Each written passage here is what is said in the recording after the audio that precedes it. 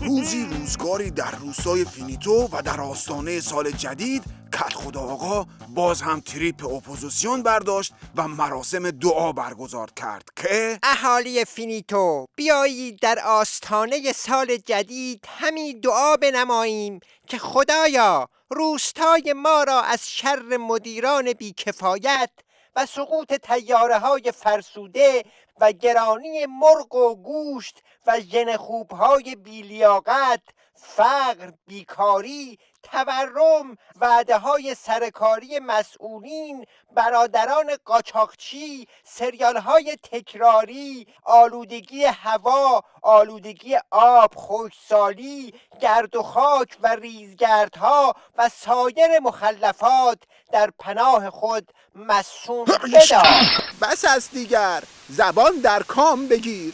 الان است که ملائک به فغان بیایند که تو خود جهنم هم اینقدر عذاب نمی باشندی. عوض این روده درازی ها باید گفت که خدایا شر کد خدا را از سر ما کم کن، بقیهش حل است.